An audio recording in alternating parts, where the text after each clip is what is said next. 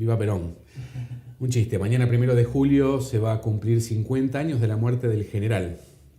Es todo un hito, la verdad que, va a pasar lo de siempre en redes sociales, las discusiones, la gente que se va a acordar, la gente que lo va a denostar, pero el simbolismo es fuerte porque tiene mucho que ver con la política argentina.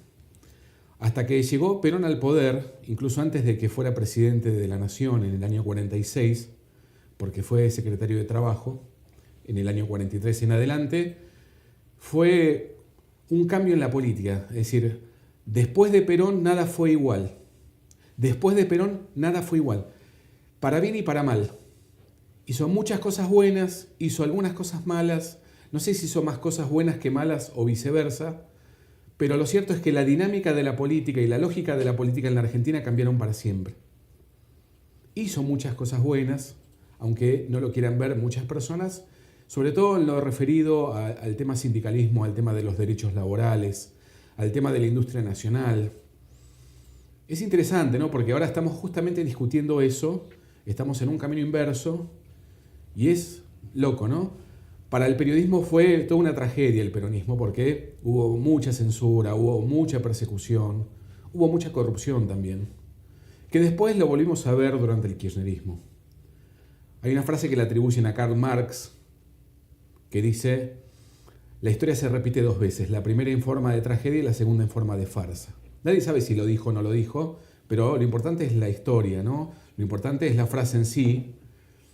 Y es lo que pasó con el kirchnerismo. Es como que desde el 2003 ellos han vuelto con un peronismo un poco más virulento. Es más, ellos negaban al peronismo, criticaban al peronismo, tenían su propio partido político, que era el Frente para la Victoria, que después fue mutando otros nombres, pero nunca quisieron usar el sello y todo lo que tenía que ver con el peronismo.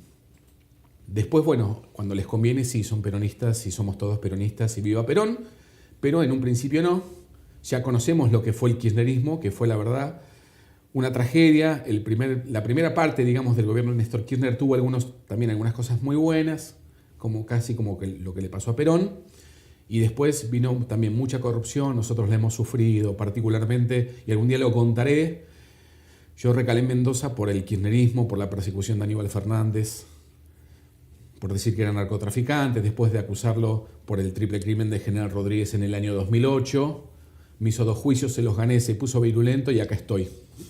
Hace 15 años que vivo en Mendoza y no sé cuándo me iré, creo que nunca me iré porque ya me encanta la provincia. Pero nada, es interesante porque la verdad que amerita mucho hablar de peronismo para entender un poco lo que es la política en la Argentina, cómo movió el avispero. Incluso mañana se va a cumplir otro aniversario de algo que sucedió 13 años después de la muerte de Perón, que fue cuando le cortaron las manos a Perón. Es decir, en el año 1987 se la cortaron unos días antes, pero ese día, el 1 de julio, que se cumplían 13 años de la muerte de Perón, le llegó a puntuales referentes del peronismo una carta diciéndoles que habían cortado las manos de Perón. No solamente le habían cortado las manos, sino que le habían robado el sable, la gorra de general, la bandera e incluso un poema que le había escrito Isabel Perón a su marido muerto, ¿no? Y eso es algo de lo que vamos a hablar al final del programa, porque es una trama muy interesante donde hubo muchos muertos, incluido el primer juez de la causa, Jaime Farsuau, y otros. Una trama muy interesante que es muy política, muy de los servicios de inteligencia, y en la Argentina todo tiene que ver siempre con los servicios de inteligencia, que son esos tipos que espían, que tendrían que prevenir cosas malas que suceden, como los atentados en Buenos Aires, y no lo hacen. Lo único que hacen es espiar a políticos, empresarios, periodistas. A mí, cada tanto, cuando aparece la nómina de periodistas espiados, yo aparezco en la nómina, incluida en la última que apareció en noviembre del año pasado. Se ve que les molesto mucho al poder. Y esa trama de las manos de Perón, que nunca se logró resolver del todo porque es muy intrincada, es una trama que dejó algunas enseñanzas, sobre todo dentro de lo que es la política. Y dejó algunas, ¿cómo decirlo?, algunas perlitas muy interesantes para entender la lógica de la política, el poder, los servicios de inteligencia y todo lo demás. Pero lo vamos a hablar, como les dije cuando termine este programa.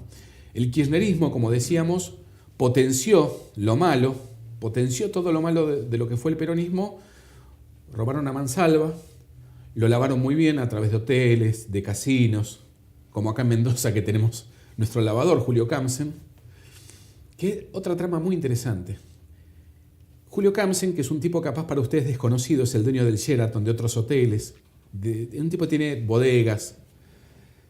Yo hablé con mucha gente de la política y vengo hablando en los últimos años, gente del mundo empresario, gente del mundo de los medios, y todos saben que el tipo es un cuevero, que la vaguita, que la saca del país, que la saca a Uruguay, que la saca a Alemania, que le ha lavado plata hasta a IMSA, a Pescarmona. Pero vos le decís, sobre todo a los empresarios de medios, bueno, pero esto ¿por qué no se cuenta? No, ¿cómo vas a contar eso? Está la política metida, el tipo es muy importante, es muy peligroso. Nosotros osamos contarlo hace una semana. Más aún, lo contamos e hicimos varias denuncias judiciales.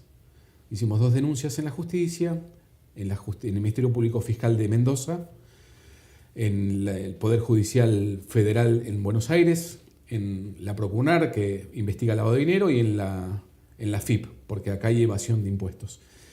Y nada, nos parece que es importante contarlo porque es parte de la mega corrupción, porque nosotros cuando hablamos de corrupción siempre pensamos, bueno, viene un político, robó, se hizo una casa y demás, pero hay un paso fundamental en el robo del político o del empresario también, porque el robo no solamente atañe a la función pública, está el paso de blanquear la plata, porque si no, si yo aparezco mañana con $1 millón en mi cuenta, me cae la FIP, que me ha pasado, no porque tuviera $1 millón, porque alguna vez facturé un poquito de más y te preguntan, bueno, a ver, justifícame de dónde es toda esta plata.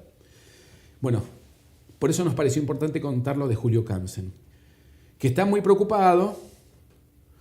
Lo contrató a Fernando Burlando, que es un abogado que en general lo contrata a la gente que está muy preocupada, porque es un abogado muy caro, que no hace una defensa real, no busca la inocencia de sus defendidos, sino que hace una defensa técnica. Esto significa, busca vicios de nulidad en los expedientes y busca tirarlos abajo. Es muy bueno en eso, es muy bueno, pero mata la verdad.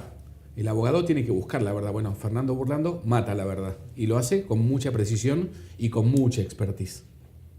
Dicho sea de paso, mañana vamos a sacar esta semana seguramente algún detalle más de las causas judiciales, porque yo mañana lunes voy a declarar, voy a aportar más prueba en la justicia, así que algo más vamos a contar. Y hablando del Sheraton, que es donde dan las charlas la gente de Minet o Mind, que son estos que hacen una estafa piramidal en Mendoza, nos han bajado la página esta semana, Mendoza Today, nos han hackeado fuertemente la página, nos han atacado de una manera también muy exitosa, muy bien pensada. Mi propio webmaster, que es Diego Gentileza, me dijo que el ataque estuvo muy certero. Ahora estamos haciendo una mudanza de servidor y esperamos que no nos vuelvan a atacar, pero bueno, nos han dejado offline o fuera de línea durante muchas horas. Así que les decimos de paso que ya está todo bien, está todo en orden, está todo arreglado y esperamos que siga de la misma manera. Y la gente de Minet o Mind, agárrense porque la venganza será terrible, como dijo alguna vez Alejandro Dolina.